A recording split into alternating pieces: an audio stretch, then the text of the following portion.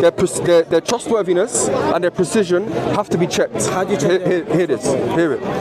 I want to ask, how do you check it first? Because we have our way and we're confident and we can spend hours talking about it, and I'd love to tell you about it. I just want to know, you mentioned Jewish tradition, and you can't just say Jewish tradition, and like you just said to me, as a Muslim, I can't just say Muslim tradition, you have to verify it. So how do you verify Jewish tradition? For example, Pirkei Avot. After you finish addressing your part, like the people that you just mentioned, and there's actual names in the chain. That does not prove anything. You just put in names in the chain. Yeah, that's the no. That's my. In Pirkei, for example, the Ethics of the Fathers, which is the Jewish writing that talks about the transmission of the Hebrew Bible. These are names. I'm asking, how you said Jewish tradition. You accept it. Yeah. How do you verify it? We were talking about. I understand. We are going to go back to Jewish tradition. How you verify it? Genesis, for example. You were talking about your chain of narration. Yeah. I want to know, like, what are the criteria? Two main criteria. I want to see if you agree with them. Trustworthy in terms of righteousness, not known to lie, not known to steal, not known to cheat, and also precision in memory or precision in writing. These two basic things. A person can be trustworthy but imprecise, or a person could be very precise but they're a liar. So we want these two conditions. A liar, you don't take from him. No. Hafs is a liar. Known to be a liar. No. You take his correct. Hafs is a liar. Yeah. This is not correct. Hafs is weak in memory. He was Hafs is weak in memory in relation of hadith, not a liar. So if you're weak in memory in relation to hadith, it's either you're not telling the truth, so you're not reliable. No. You misunderstood it. Two things. You take his Quran though. Yeah. He's unreliable with hadith, but he's very reliable with the holy word of Quran. Because the Quran reciters, they have a different standard to the preservers of hadith. Okay. In terms of, I want to know, because that's a side point. That's dead. To be fair, I want to know, how do you now establish Ben Hey, Ben Bagbag? These are two people mentioned in that chain. Nobody knows who they are. What chain? The Ethics of the Fathers. I don't know who those are. Okay, so what Jewish tradition do you refer to? I'll say historical finding, historical. No. You said Jewish tradition. What Jewish tradition? Like the life of the Jews prior to Christ. Yeah. Them living. How does that? How does that take it back? Look. We're talking about. You're asking me, how do I prove the verification of the Torah prior to Christ? Yeah. And I'm telling you, I am verifying it. Historical findings with people that exegete the text, i.e. people that don't even believe in it, or historical findings of people that evidence happening where it was described, it was claimed in the Bible, and then we find the evidence in the location, i.e. like archaeological findings. Okay, but how do you get a theology from that though? We're talking about the words. The theology makes. We're not talking about theology right now. You're jumping. We're not talking about no. It's not jumping. It's not jumping. Don't say I'm jumping. Okay, I apologize. No. It's not about that. Because you mentioned to him. I'll tell you why. We are. Because you mentioned to him. Hear my point. You mentioned to him that if it's this word or that word, it's not irrelevant. Hear my point. Hear my point. Then. Hear my point. Why do you not want to hear my point? Why do you want to hear my point? You're strawmanning my position. I'm not sure. Hear my point. That's his position. Hear my point. I'm going off your words. I'm going off your words though. I'm critiquing your words, not his. I'm just saying to him earlier, he mentioned the different sons of Noah, okay? The different wordings. Now you said the wording, it may be different, but in overall it doesn't affect the meaning. Yes. Now in terms of Noah having a son, I agree. But what I said to you after that, if you remember, that we get our theology from the text. If you don't know the text, how are you going to derive your theology? Right. If there's a mistake in your text, what would you consider as a mistake? So, for example, with this thing now, Noah had one son. No, he had three. So this one son, the name is Japheth. Japheth and Japheth had a son. Sham. No, not the other sons. About Japheth's sons. Okay, Japheth's sons, yeah. And one of Japheth's sons, of his sons is called Rifat. And some other passage of the Bible said Difat. Difat based upon the letter. The R and the D. That's fine. It's not a major one. He's claiming that it makes a theological change. No. They didn't spoke the language actually. No, but my point is, do you agree that in order for us to know the theology that comes from the text, text, we have to have the text preserved. We have to have the meanings of the text, because even like the text ascribes to Pontius Pilate, I mean not Pontius Pilate, to like someone like Galileo or any of the great philosophers in the past. None is coming to mind right now. They didn't write it themselves, and plus by preserving their text and writing it, even prior to like the printing era, it's going to be scribes wrote in their name. But sometimes the scribes are going to make mistakes. Yeah. So we hold historically and archaeologically, we hold on to meanings of what is being preserved. The overall meaning, not the specific wording. Okay. He's addressing the text issue, and I said it's a scribal error that doesn't change the meaning. No. So he changes the whole meaning of the theology. When it comes to when it comes to the text, scribal error, changing a letter by accident, is just one aspect. Okay. We also have interpolation. A scribe can interpolate. Okay, a scribe can remove something.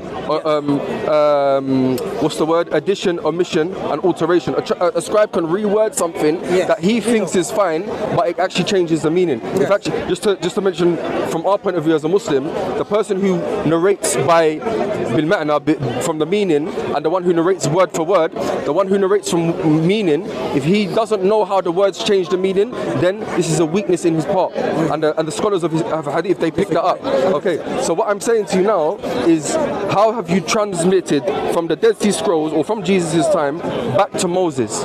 Now, I just want you to demonstrate that. You said the Jewish tradition. Now, the Jewish tradition, where you find that, is in works that come after Jesus, after the temple. Okay, and if you're going for the manuscript evidence of those things, they come after Islam. No, don't say Dead Sea Scrolls, because I'm talking, how do you fill the gap from the Dead Sea Scrolls prior to the Jews?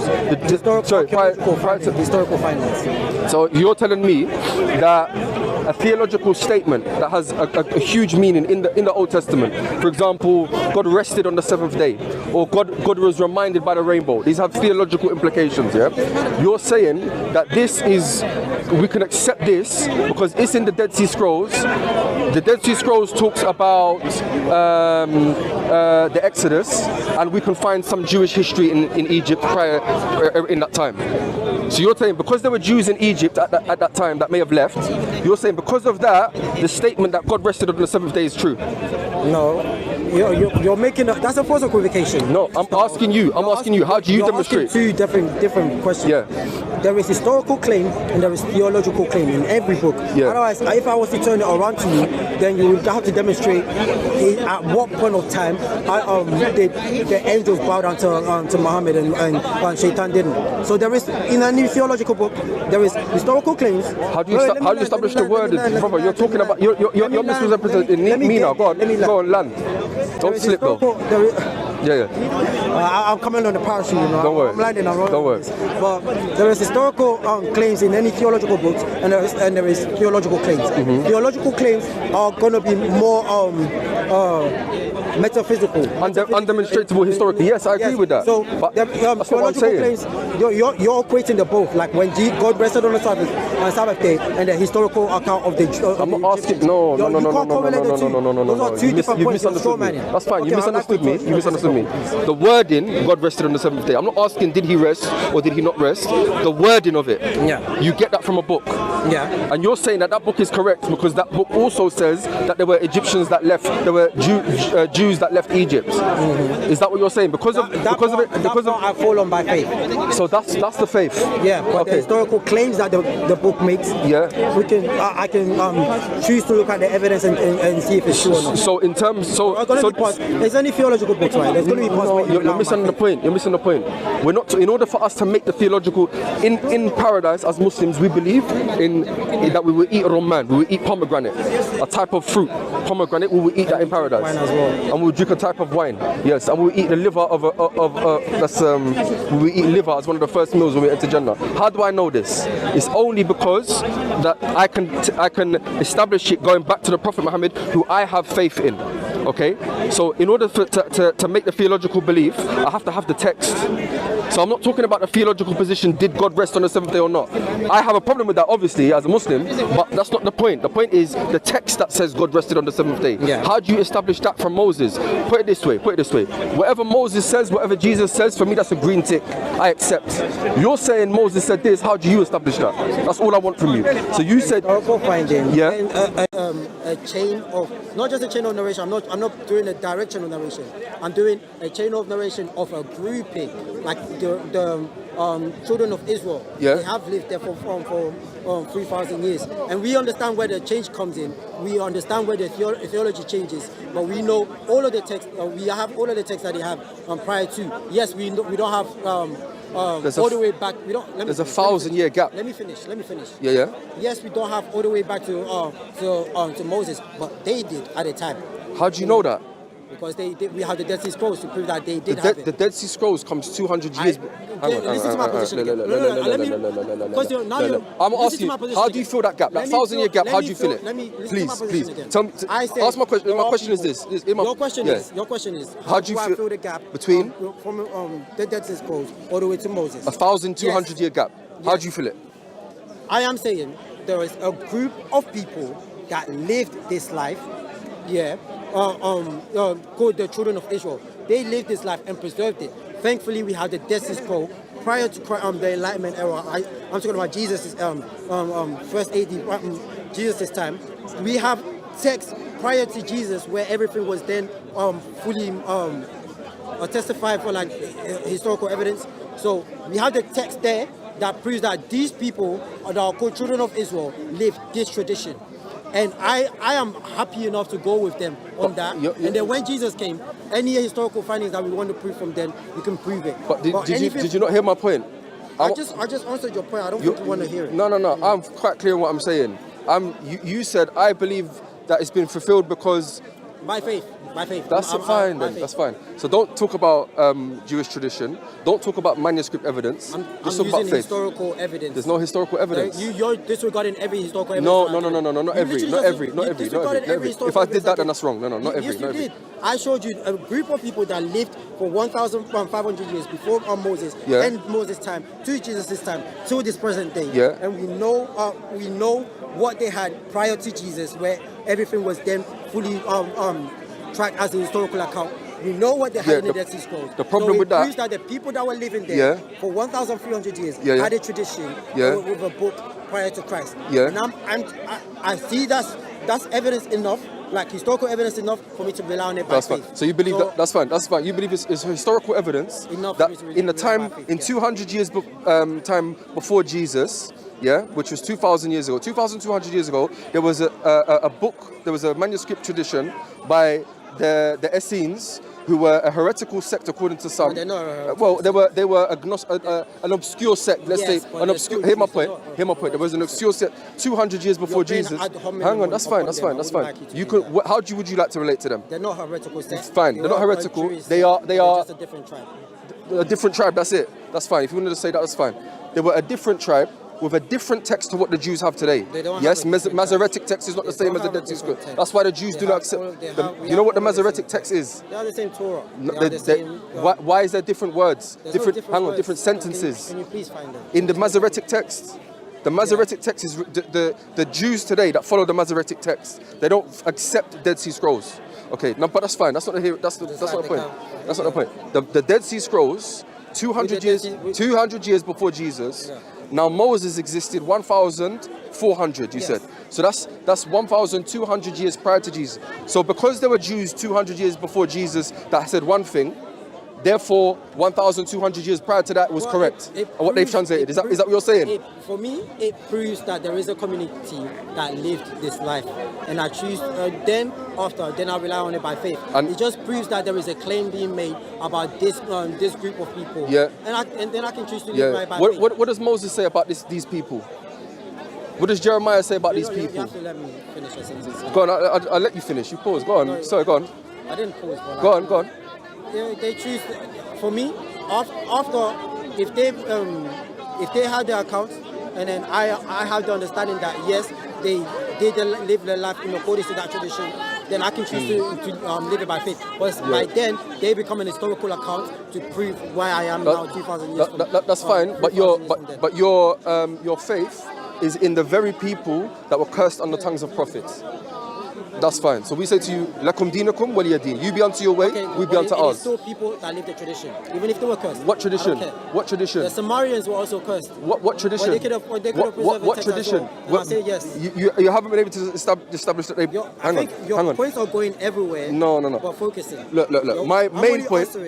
Points are going everywhere, but focusing. My point is that you cannot establish the text. You have faith in it. And I've actually, funny enough, my point is in agreement. Yeah. I'm saying we have a group of people that live this kind of life for thousands of years, but in terms of like written history, the most we have attestable for those people are for the children of Israel is the Dead Sea Scrolls, and it's proving what they were claiming at that time and now.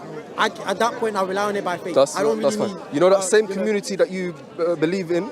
Okay. Playing ad hominem on part of community does not help your argument. But then they're still at I haven't landed. I don't follow them. Well, you don't follow them. I'm not in a scene. I'm a Christian. Say that again. Sorry. You don't what? You don't follow them.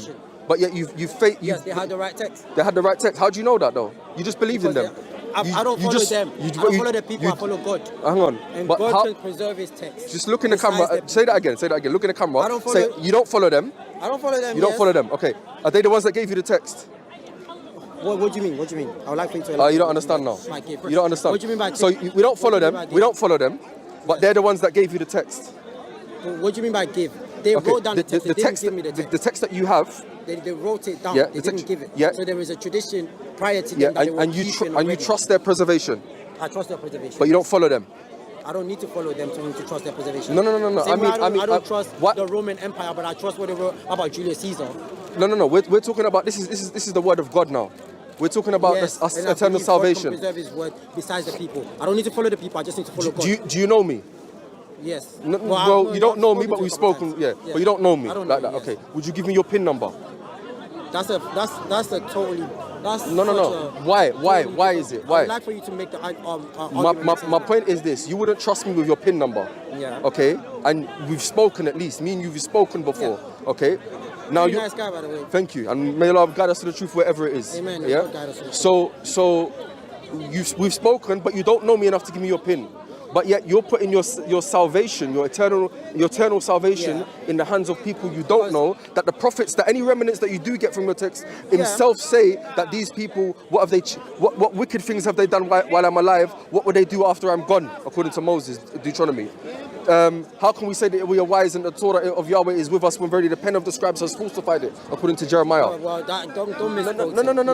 No. That's not misquoted. That's actual the quote. That's the full quote. I haven't misquoted. That's fine. Jesus himself went into the temple according to your tradition and flipped over the tables and cast out the why? Because they were making, what were they doing? Not changing the text. The hypocrites buying and selling outside of the and telling the people to come to them to buy the birds for sacrifices. The people can be wrong, which is why I don't. The same way as a Christian right now, I'm telling you verbatim.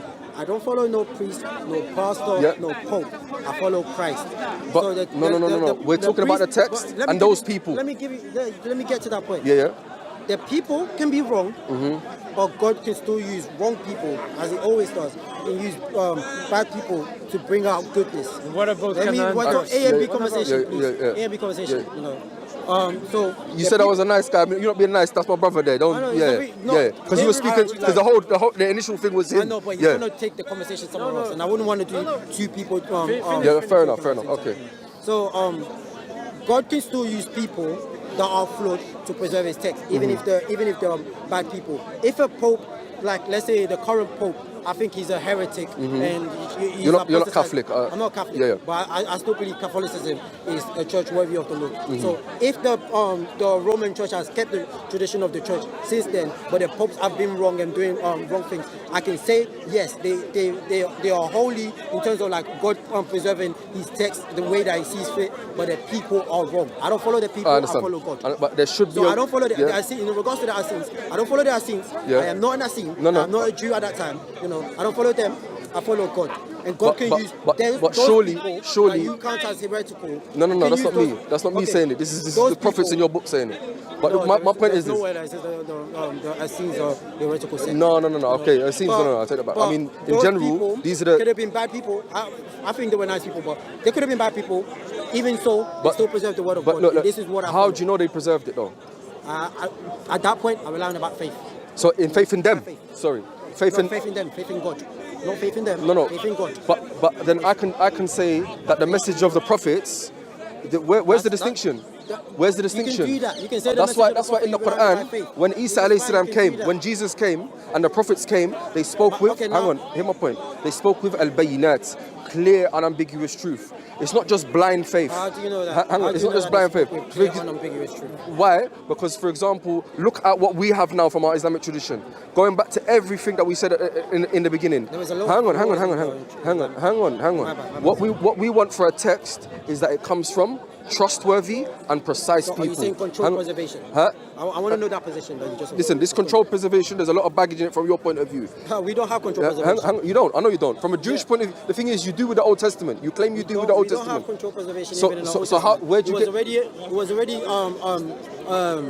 translated. The Septuagint, I believe, was the old Greek reindentation, like a Greek writing. So we already have like different sectors writing different Torahs at a time. The Essenes had their own, which is why I can actually use that as evidence. The Essenes were writing it. The reason why they wrote it, to why we found the Dead Sea Scroll, is because they knew that they were going to be at a time of war at some point. They had to flee. They had to flee and they had to come back. So it wasn't controlled to one person's writing. But hang they on. wrote it themselves. This community, the Old Testament doesn't have control. But this community now, the Essenes in Qumran, this area.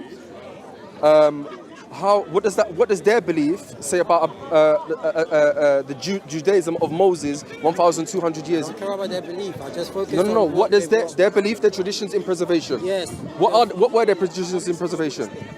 If we're not aware of them, then it's just... God of Abraham, Isaac, and Jacob. And that's it. And that is enough for you to say whatever they say, whatever they've handed down, therefore that must have come back 1,200 years. We just found like less than 100 years ago. So an account of me believing in what they say is pretty less.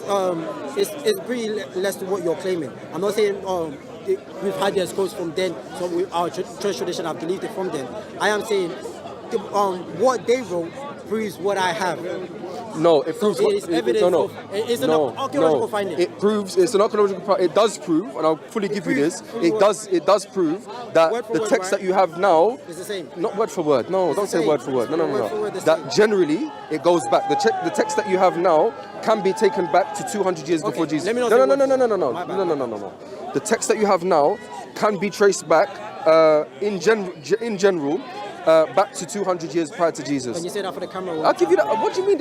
I'm very vocal with that. That's not a problem. The text that we have now can we go back to Jesus Christ 2,000 Old Testament. We're talking about Old Testament. Yeah. Yes. You just claimed that. Thank you very much. I appreciate it. That's woke. Any Muslim that denies that, I would doubt his thing. No. Come on, we have to have truthful conversation. Okay, I'll give you. But the point is now, I want you to look in the camera and say 1,200 years prior to the Dead Sea Scroll, we don't have it. We don't have much text from prior to the Dead Sea Scrolls. And that's my point. That's every part of history. The most attestable preserved historical account is the Old Testament, because everything from then have been destroyed, burnt, or either on rocks somewhere. That's how we're finding it. So the Old Testament is the most attestable narration of history prior to Jesus, prior to first AD that we can find. But we're talking about taking it back to Moses. Yes. But you know what I'm saying? Are you hearing what I'm saying? Listen. If it is the most, it is. That means it's the most qualified in terms of like searching through history. So even prior to Moses or not, anything that we know prior to Moses, we always go back to every historian, every archaeologist. They always go back to the Bible. So you believe? You believe now that archaeologically you can demonstrate that there were 3 million Jews that did the Exodus from. That's a false equivocation to start off. No, because you're saying that you believe it because it's in the Bible. You're looking for a specific. You're looking for a specific scenario.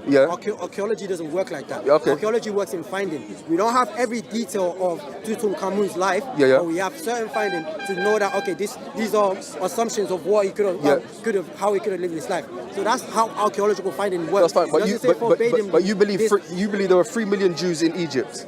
Yes. Based upon the Bible. Yes. Okay, but in terms of the archaeological evidence, is that there? Yes. 3 million. Of Jews in No, I never said that. You're looking for 3 million. To that number specifically. That's not how archaeology works. No. I'm asking you. Is there evidence of Jews in Egypt yes, at that time? Yes. That's where I stand. Halas at that point. What do you mean halas? Your belief of the 3 million comes from the Bible. Yeah, it's not from. That's the claim. But there is evidence of Jews in Egypt at that time. That was enough for me to know that the claim could be true. Does that mean that it is 3 million? I don't care if it's 3 million or not. That was enough for me to know that Jews were in Egypt. That's all I need to know. But I'm asking, I didn't even know when it was 3 million until you just said it. When they calculate the number of men, the number of children, number of women. So the 3 million does not matter. Yes. The fact that matters is Jews in Egypt. But I'm saying to you it does, because you believe in that. You believe in that based on the Bible. What does the 3 million have to do with my salvation? I just have to accept that Jews were in Egypt at a specific time. I don't have to look for a specific number. Look at this. You're looking for a specific I'll tell you why. Because the 3 million only comes from the scripture. It doesn't come from archaeological evidence. Yes, and the scripture is an historical account. Okay, so my point is this, It verifies it. If a man says now that he writes down that Queen Elizabeth died recently and King Charles is the new king, and in England they did this, therefore, what's your name? Shake your booty. Shake your booty. No. Anyway, that my man is a thief. Yeah. Does that follow? Because I got the name of the queen. How do you preserve it from omission, addition, or alteration? How do you preserve it from the Dead Sea Scrolls 200 BC? Context. Like the context, the scenario that you just gave about the king and the queen, that is context enough to know for me to know who they're addressing. And if they're randomly addressing this other person you said a liar or what did you say? Well, if they said that a historian is writing in this day and age for generations later, and he's saying that you're a liar. Yes. Because he got the king right and the queen right. Let's look at the context. Yeah. The context is the historian is writing about the kings and the queens. If he's then randomly writing about someone that is irrelevant to the story, his context does not matter. His context, that context flows at that point. We can still take the account of the historical account that he said, but we can either say, if we're finding it like 1,000 years from now, it's either that is a scribal error, either added in, or something totally different that he's trying to address. It doesn't make the story. It's a false equivocation. That's what No, because you have in the Bible where it mentions names of kings, it mentions regions, it mentions wars, and then it goes to something specific. So that's the false equivocation that you have in your Bible then. No, not necessarily. What do you mean not necessarily? Hang on. You've got, for example, you've got Abraham going into Egypt, and this was the Pharaoh at the time. You've got the people in the time of Abraham. Fair enough. But then it goes on to say that his first son was Ishmael, or the son that he sacrificed was Isaac. Okay, how do you get the detail? You can't just get the detail, there was a Pharaoh in that time, therefore the name of his son that he sacrificed was Isaac. Again, faith. Just like I said, there are certain things that are led by faith, and there are certain things that are historically claimed. But your faith is in those Jews. No, that's not what I said. No. You say your faith is. That's a nice claim. It sounds nice, but in reality, no. I'm just basically verifying my faith. How do they verify? My faith is not in the Jews. Your scripture comes by these Jews. If that's how you want to take it, then where else does it come from? Where can I get your scripture from? How do you take your and that Bible is what? What version? Any version you want. Okay, and does it take into consideration Dead Sea Scrolls? Yes. Okay, so that Bible, how do you take it back to Moses? Why are you so racist? Why are you so racist? You're such a loser. You're such a loser. What did he say? Every week calls me Rasta and some black racist name. Leave, man. Hello. You're disgusting. Yeah, we don't need that. Anyway, my point. We said what we had to say. My point is that from what's this guy on, man? My point is this: that from prior to Jesus to Moses, you have a 1,200 year gap. You can say that you have faith in God, and that sounds nice, but in terms of demonstrating this, the only thing you have is manuscripts. That's where the problem starts because it's 2000. Hang on, manuscripts and Jewish tradition. Now my point is that when you unpick that Jewish tradition, there isn't really a Jewish tradition of transmission. We've spoken about my position very well. Let's not flip the table. Let's be fair and fair. In accordance to like let me conclude in the point where, like, yes, there are going to be certain parts because history doesn't make an account of everything that happens to where we can just say that this person or Tutu Cameron wrote this or this person wrote that. Yes, certain things, how history extracts, yes, there are certain things that historians are going to say we make assumptions. Believers are going to say we rely on faith. So that's my position. The historical account is in favor of my side, where there are people that lived that life. They made a historical account. The historical account doesn't. Wait, let me.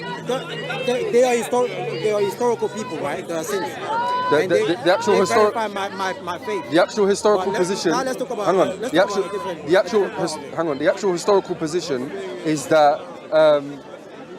Hang on. The actual historical position is that in the time of Ezra, there was a redaction that happened with these texts. Adding more stuff. This is what these historians. Hang on. No. I'm not adding. You made the claim. No. Hear my point. Let me land now. You made the claim that this is the historical position. Go to the historians. They won't tell you what you're saying. They'll say that in the time of Ezra, there was a redaction. There was actually, in the Bible, it mentions that the whole Torah was lost. In the Jewish tradition you quote, it mentions that the whole Torah was lost and it was found in a box. I beg to differ, but that says that in Chronicles. It says it in Chronicles. It says it in Chronicles. Let's talk about no. So what I said, my point was that our belief in heaven or hell, our belief in our salvation must come from trustworthy and precise sources. So controlled source. We have to be able to verify their precision and their trustworthiness. This is the basic for any narration. In Islam, when it comes to the statements and the actions and the approvals of the Prophet Muhammad, peace be upon him, the bare minimum that we would accept is that it comes from trustworthy and reliable sources and precise sources. Okay. Now, let's examine those claims. Yeah. Like something like how would you say you just described how the preservation works, but how would you testify to preservation of the hadith? I understand the chain of narration. Yeah, but the chain of narration is not evidence that I can examine now. You're just giving me names. No, it's not. You're just giving me names of names. No. How can I know who the first person said? Okay. So how do you verify? Okay. So what we have are people that would check the precision of people. And I'll give you an example. Say there are 10 people here now, yeah? Yeah, that example is full. I know what you're going to say. Like someone will correct the other person. No. Hear the point. Trying to know what the first Hear the point, yeah? Let me land and then tell me I'm wrong, yeah? So you're the teacher today, yeah? And you got 10 students. Now, 10 of these students say that you said A, B, C. Sorry, 9 of these students say that you say A, B, C. One of them says you said X, Y, Z. All of them, in terms of their statements, they're kind of on equal footing. Where am I in this position? You're the teacher. I'm the teacher, but you're the teacher. Am I in the room No. We want to understand what you said. Okay. Now later on, we're taking the statement of these 10 people. 9 of them. All of them are on equal footing, okay? 9 of them are saying you said ABC. 1 of them is saying you said X, Y, Z. So this one has opposed the majority, or he's opposed other eyewitnesses that were there. Therefore, we can say that it's more probable that these 9, because they're all on the same footing, that these 9 were correct, and this one has either a weakness in memory, or he's lying, or we can further investigate that. In terms of like the oral tradition. That's an oral tradition, or it can be a written tradition as well. Now we can see that. In order to understand what you really said, we can do that for your students. So now we've gone one level up. Now we want to understand that you now have a teacher, and that teacher has 9 other students apart from you. Now that means you're the 10th. So then I would check your statement against those other 9. Once I've seen that you're agreed and you're all agreed, I can say now that those 9 are correct, you 10 are correct. So now I know what your teacher said. Okay, my question still stands where you answered a point really well, but I don't think that's the point that I was asking. Let's say the same scenario, the teacher gives it to gives an objective to 10 people. 9 of them wrote it down correctly, and let's keep it to what it is. Oral, you know. It can be written as well. 9 of them translated it correctly. 1 of them didn't. Yeah. If the teacher is not in the room to verify what the 9 say, how can we verify what the 9 say? So those 9, it could be playing into conspiracy as well. Appealing to majority could also be appealing to conspiracy. Okay. So how can we verify what the 9 So what we say that you speaking to those people in that sitting is a historical event. Okay. Now what? Wow. No, you gotta elaborate. So you speaking to those people, regardless of what you said is true, or the meeting actually took place. Okay. The meeting of asking what they said. The meeting of those 10 and you, that actually took place. Now, in order to understand the events of that, we want to analyze each person. Basically, is the chain is only as strong as its weakest link. So each thing has to be meticulously investigated. Each statement, each person. That's the part I'll give you examples. Yeah, I'll give you. How can me in the 21st century verify what Sahih Bukhari's student and the Sahih Bukhari's student said before Sahih Bukhari wrote it? But before him. I mean, teacher and teacher said. Okay. Before Sahih Bukhari. How can I verify it in the 21st century? So what we have now, which is different to other chains of transmission. The chains of the process of transmission in Islam, at every generation, you had people that would critique and check. It's not a dead process whereby we critique and check now. We have people in the time of Bukhari. Bukhari himself used to critique and check narrators. Now, we have at every generation the works of those people who have critiqued and checked other people. We have a process whereby one person gets something wrong and lies. Yeah. Should we take anything from what they said? If they lie, intentionally lie. If they even not intentionally. If they no. There's a difference. Even if they can't. There's a difference. Can't remember. There's a difference. I'll give you the example of Imam Bukhari. Imam Bukhari is considered to be the most stringent. The most stringent in his criteria. The difference between he was the most stringent in his criteria. One day he was taking a narration from a person, or went to somebody to take a narration from them, and he saw that he was pretending to feed his riding beast in order to get him in the stable. He was pretending that he had food in order for the riding beast to come towards him, so that he may put him in the stable and put him away. So Imam Bukhari said, if it's possible that he can deceive his riding beast, that's not a qualification. Hear my point. If it's possible that he can deceive his riding beast, he may deceive me, or he may deceive not tell the truth with regards to the teaching of the Prophet Muhammad, peace be upon him. Now that is hang on. That is overly stringent. That's overly stringent.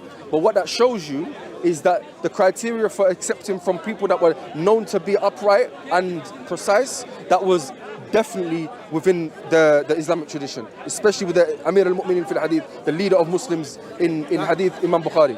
That raises more questions. How does it raise more questions? Someone and their goats and their animals. I want to talk about Bukhari. Bukhari's Bukhari's not taking narration from him, by the way. I know. Because he may trick. That's more questions. How does that raise more questions? This is how you verify. So if you're saying it's not Bukhari saw this man mislead his animals to get them into the stable. So Bukhari couldn't use his testimony. He walked away from him. Yeah. Yes, that raises more questions. Why? Why does that qualify him from? Why does that disqualify him from narrating? What I said is overly stringent, meaning that when Bukhari does narrate from him, we know that the level of precision and trustworthiness that person has is even greater than that. Hang on. Because it's overly stringent. It's been overly. That's not a Hear my point. Saying overly stringent is not a point. Hear my point. No, I would like to hear it then. Why does it? Yeah, hear it then. So that shows you whatever Bukhari does narrate has to be from something that is even more precise and more trustworthy than that person. And if that person has to be not flammable. The person has to be no. For the most part, if this person's seen that, for the most part, everybody. No. Because when you say fallible, when you say infallible, no, we don't ask for infallibility. We say for the most part that person is upright and trustworthy for the most part. Everyone's going to make mistakes, and even in then when we check these other narrations against each other, this is how we see the mistakes of the trustworthy people. He's trustworthy, but Sahih Bukhari used someone that was catering to his cattle or his animals, and then said because he catered to his animals differently, then he's not trustworthy. How does that make it a qualification? That shows you that it doesn't show me anything. You don't even listen to me. It doesn't show me anything. Listen, it shows you. If you would have a day of celebration if you had that with the Bible. So don't tell me, don't show you nothing. Free preservation. Don't tell me nothing. Don't tell me that. No. Free preservation is no. Because at some point, if someone can control your narration, it's a problem in your theology. No, it's not a problem. Why did Uthman burn it? Oh my God! Come on, that's the most controlled part of your preservation. Do you agree? Do you agree? Do you agree? Your Quran was controlled by Uthman. And what you have now. Was Uthman an eyewitness? Yes, he was. He was an okay, we're already stronger than what you have then. But he also said, Muhammad said, Umayyah bin Ka'b is the best of the reciters. If you want to get the Quran, get it from him. Bukhari had conflict with Umayyah bin Ka'b. Bukhari. So how can we know that Bukhari was not? Not Bukhari. Uthman had conflict with Umayyah bin Ka'b. So how can we know? Hang on. What was the conflict? What was the conflict? Because he didn't want to take his Quran. Huh? He didn't want to take his Quran. No, don't lie. If I'm getting it wrong, then I apologize. No, that's fine. You're getting it wrong. You're getting it wrong.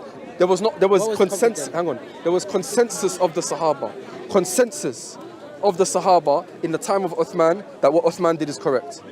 There was consensus. I don't care. Appealing to majority does not make your point. No. That's dead. I'm sorry. That's dead. So please don't appeal to authority. All the eyewitnesses in the time of the Prophet Muhammad. Don't care about the eyewitnesses. Brother, you're not letting me speak. I know, but you're going somewhere else. No. You're the one that brought up Uthman burning the Quran. Yes. And I said to you, we're talking about Bukhari. You're saying about... Hang on. Now you're jumping because I've got you. It must be that. It must be that. That's what I'm talking about. We're talking about Bukhari leading his... seeing a man lead his horse to the stable.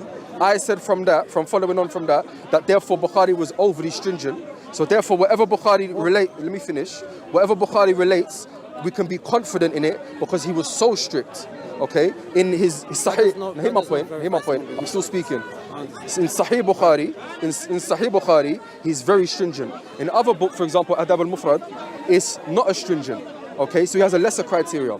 But in general, the criteria for hadith is something that is proof checked and demonstratable. We can see the names of these people. We can see what their peers, hear my point, we can see what their peers have said about them. We can see what their contemporaries have said about them, and we can cross-check them like I've demonstrated. Now, when it comes to you in your book, when you say that what we have is weak, when you're saying what we have is weak, you would do a backflip right now if you had even a weak hadith that we have. So don't come here and tell me that is weak. You would do a backflip. You would get on your knees and say hallelujah if you had a weak hadith. Your strongest hadith. Look. I just want to show you. I mentioned about Bukhari. I want to talk about your gospel now. Gospel of John. That's fine. Because we're talking about criteria. We're talking about criteria and chain of transmission. I'm showing you something. You couldn't take out their animals. I want to talk about I mentioned the criteria. I'm mentioning the criteria. You don't want to hear it. Yeah, but you gave me a criteria. Criteria, trustworthy and precise. What does that show about Bukhari? That he was very precise. Please answer my question. I've answered it. I've showed you. I've given you example. No, you gave me an example. I've given you example that you weren't happy with. No. If you had 9 students and one of them, the 10th said one thing and 9 said the other, are you? What is it? I got you or something? No, it's not. We can take the cameras off and carry on, but you're not letting me speak. Nah, bro, you're not letting me speak. You're just telling me you haven't answered. Position for like very long. Listen. You gotta let. It's a back and forth. No. It's a conversation. Right now. Let me know when. Yeah. I'll let you know. Don't worry. So right now, you're just saying I haven't answered this. I haven't answered that. I haven't. Well, you're saying it again. But I've showed you methods we've used that are demonstratable to this day, where if 9 narrators, we can get it right now. Hear my point. I'll tell you, I'll let you know when I'm finished, yeah? And I will let you know when I'm finished, and I'll let you speak. Don't worry. So when to this day, we have chains of transmission that have different turuq, different chains. We can cross-reference them and see that these ones, the majority of them, or the strongest ones, they have say one thing, and this other one says something else. Therefore, it's more probably go with that. That's the majority. That's one thing. Now we can have 9. I'll give you more. We can have 9 people that are weak and 1 person is strong. So it's not about the majority. It comes down to the precision of that person. No. I'll let you know when I'm done. I'll let you know when I'm done. So thank you for debunking your analogy. No. It's not, because you don't understand it. When I said earlier about the 10 people, as I mentioned on equal footing. When I talked about 9 people and 1 person that is strong, that's not equal footing. 9 liars is not the same as 1 truthful. In terms of what we know about them, in terms of their trustworthiness, in terms of their precision. If they're all, how does that verify what they wow, I'll tell you. I'll let you know when I'm done. Yeah. So that's one way. The second, no. I'll let you know. So that's clear, demonstrable ways. Now, when it comes to applying this criteria from a Christian point of view, you're not concerned about precision. You're not concerned about truthfulness. In fact, you can take from unknown sources. That's what you've clearly mentioned. For us, an unknown source is not valid. That's called the hadith is weak because somebody inside it is mash'ul, is unknown. We have free preservation. You don't have no preservation. You don't have no preservation. Demonstrate to me this. I'll end on this. And I haven't let you know when I'm finished. I'll end on this. I'll end on this. You believe in the Gospel of John with the highest Christology. Jumping into another question. No. Same criteria. Same criteria. I'll let you know when I'm done. Same criteria. Let's talk about what I'll let you know when I'm finished. We're asking something else. You keep cutting me. I've told you. Now, demonstrate to me how you now can take. Demonstrate to me how you can tell me about John from John. How Sahih Bukhari would know what the first person said. You gave me an analogy. An analogy is not evidence. It's an analogy. I can probably say, yes, your analogy can stand to logic, but it doesn't prove what was happening. How does Sahih Bukhari know verbatim what the first person said from Muhammad? Okay, I've explained that, but I'll explain it again. I'll explain it again. So, for example, Bukhari takes from his teacher Ahmed, from so on and so forth, back to Malik, back from Nafi'i, back from Ibn Umar, back from the Messenger of Allah. I'm speaking. Now that is called the golden chain. I'm speaking. That is the golden chain. Now we know, for example, the biography of Bukhari. We know his stringency in taking narrations, like I'm speaking, like we've mentioned. Okay. Now we know the same. I'm speaking. You don't tell me you want an answer. I understand, but I'm listening. Look. He's spoken a lot. But you're cutting every time I say something. You're cutting and saying I haven't done it, and because I'm saying it again, you're saying you haven't said it. So hear what I'm saying. Okay. So Bukhari, for example, Malik, the Imam of Medina, the author of the book Muwatta, that is spread from the east and the west, specifically in the west of the Muslim lands, with so many chains of transmission going back to him. He himself was the student of Nafi'. Nafi' was the freed slave of Ibn Umar. Ibn Umar was the Sahabi of and companion of the Prophet Muhammad, peace be upon him. We have the biography of Imam Malik. We know his stringency in narrating hadith and how precise he was. We can cross-reference that against his peers and against others. We do the same with Nafi', we do the same with Ibn Umar, who's a Sahabi, and therefore that is a unbroken chain with, according to their peers and their contemporaries, trustworthy and precise people that narrated and understood the gravity of what they say. Now, that is one example. If we were to now look at the Christian idea of John, for example, all the I am statements, before Abraham was I am, that's in John. John, the end of it says, this is the statement of this disciple. Huh? John is an eyewitness of Jesus. Pardon? John is an eyewitness. That's where the transmission. John is an eyewitness of Jesus, and John gave it to who? John is an eyewitness of Jesus. John gave it to who? Before the text was written, we're talking about. What does it say? We're not talking about the succession after. We're talking about the succession to the one to come. John is a direct eyewitness of Jesus Christ. And so that's where the chain of narration goes. Okay, and the Gospel of John was written by John. Yes. Okay, in the end of the Gospel of John, John 21, it says, "This is the disciple who testifies of these things, and we trust that his testimony is true." Who's the we? I would like to. I don't know. I would like to look. I would have to look into. Hang on.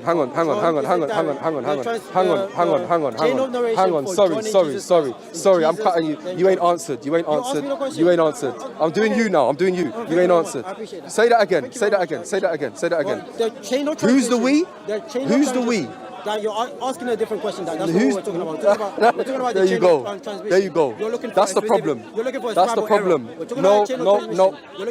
You misrepresented me. Completely wrong. That is a completely wrong. Completely wrong. I'm doing you now.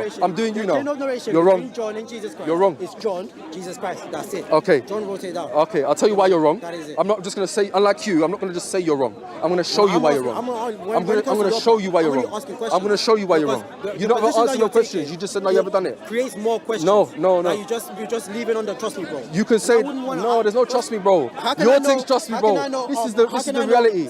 Your things trust me, bro. And his teachers before him didn't conspire to. I've just demonstrated. I've given you the demonstratable way. I've given you the demonstratable way. Now with your thing now, when it comes to John 21. Now this is the disciple. Let the scripture speak. Let the scripture speak, my friend. Don't run. No, because it's the same transmission. This is all transmission. So who is the we? There you go. I'll give you my conclusion. I've demonstrated with practical examples that can still be read and demonstrated to this day. Unlike your belief about let me land. That can still be demonstrated to this day. That's why there are still scholars of hadith like Sheikh Nasruddin al-Albani who still cross-reference and check hadith today, and many ulama like them, Sheikh Rabi, many other scholars of hadith. This is a living tradition that is ongoing today with the demonstration and verification of the previous people. Unlike you, which is the real trust me, bro. You don't have the real trust me, bro. Now to give the example, when you have the Gospel of John, which has the highest Christology, the highest conclusion, the highest Christology with the highest I am statements. Before Abraham was I am the way, the truth, and the life. Yeah, all of these statements, it comes through somebody who's writing in the first person. This person who is writing in the first person plural, we testify, talking about, let's say it's John, it doesn't even say John, that we're talking about John, the disciple, that this person who's writing says, we testify that his testimony, let's assume it's John, we testify that John's testimony is true. So who is the we that is giving you the actual text? Who is the we? I appreciate that. I'll look into it. Thank you very much. Lakum dinukum waliyadin. Very nice conversation, by the way. That's it. No, that's fine. May God guide us to the truth wherever it is. Amen. We can both agree on that. Yeah. So whose is this? Yeah, whose is this one? Is that? This is it, guys. Nice conversation with Anwar. Yeah. I prefer Yab. I like trolling sometimes. So, again, I just